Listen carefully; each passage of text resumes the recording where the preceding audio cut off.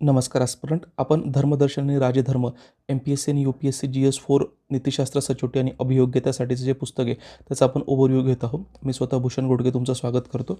आता आपण मागच्या व्हिडिओमध्ये बघितलं होतं की त्याच्यातली जी दिलेली प्रस्तावना आहे त्या प्रस्तावनेपर्यंत पुस्तक कसं रीड केलं पाहिजे हे याच्यामध्ये नमूद केलेलं होतं.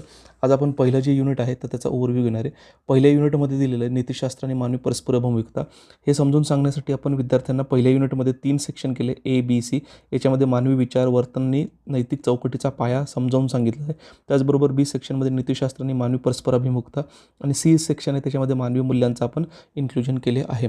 आता हा जो मानवी विचार आणि वर्तन नैतिक चौकटीचा पाया आहे ह्या समजून सांगण्यासाठी ज्यावेळेस आपण एथिक्सचा पेपर बघतो तर ज्या बेसिक मूलभूत संकल्पना आहेत त्या अगदी डायग्रामच्या उपयोग करून आणि टेबलचा उपयोग करून कॅन्डिडेटला समजवून दिलं आहे जेणेकरून त्याचा उपयोग त्यांना एक्झामिनेशनमध्ये अगदी व्यवस्थित पद्धतीमध्ये करता येईल.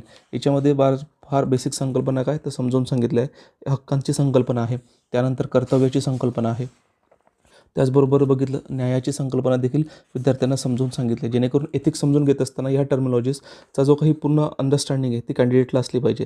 आता B सेक्शनमध्ये नीतिशास्त्र आणि मानवी परस्पर अभिमुखता दिलं आहे. याच्यामध्ये नीतिशास्त्र संदर्भातल्या सगळ्या मूलभूतपासून ते ॲडव्हान्सपर्यंतची संकल्पना आपण इन्क्लूड केल्या आहे. त्याचा अर्थ काय, त्याचा स्रोत काय, त्याचा उगम काय, आपण नैतिक का असलं पाहिजे, नीतिशास्त्राचा इतर विज्ञानाशी असणारा संबंध असणार आहे, नीतिशास्त्राचं महत्त्व काय, मानवी कृतीचं विश्लेषण आहे, म्हणजे कुठल्या मानवी कृती ह्या नीतिशास्त्रामध्ये कन्सिडर केल्या जातात, मानवी नीतिमत्तेचा सार काय, त्याबरोबर नैतिक अनुभव, कारण बरेच वेळेस काय तर बेसिक संकल्पना ह्या विचारल्या जातात. त्या बेसिक संकल्पना तुम्हाला समजलं पाहिजे. याच्यामध्ये त्याचा इन्क्लुजन आहे ते नैतिक अनुभवामध्ये केले. नैतिकतेचे जे मानदंड आहेत, नैतिकतेचे सर्व मानदंड याच्यामध्ये काय तर इन्क्लूड केलेले आहे.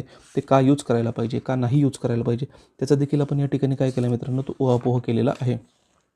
तुम्ही बघू शकतात की बॉक्समध्ये जे आहेत तर ती additional conceptual understanding related part आहे तो तुम्हाला त्यामध्ये दिलेला आहे जेणेकरून तुम्हाला बाकीच्यांपेक्षा चांगले गुण मिळवण्यामध्ये याची मदत होणार आहे.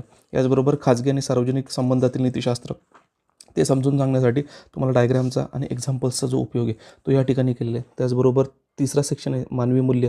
त्याच्यामध्ये आपण बेसिकपासून ते ॲडव्हान्सपर्यंत मानवी मूल्य म्हणजे काय, बाकीचे त्याच्यानंतर नैतिक मूल्य काय, त्याच्यानंतर मूल्य म्हणजे काय, मानवी मूल्य समजून घेण्यासाठी ज्या संकल्पना गरजेच्या आहेत त्या मूल्य रुजवण्यामध्ये कुटुंब, समाज, संस्थांची भूमिका, मूल्य रुजवण्यामध्ये सोशल मीडियाची भूमिका काय, त्याच्यानंतर जे काही नेते असतील, त्याच्यानंतर प्रशासक असतील त्यांचा जो काही रोल आहे त्यांच्याकडून आपण काय शिकू शकतो, ते त्यांच्या जीवनामधून काय शिकू शकतो, या सगळ्या गोष्टींचं आपण काय केलं आहे याच्यामध्ये इन्क्लूड केलेलं आहे.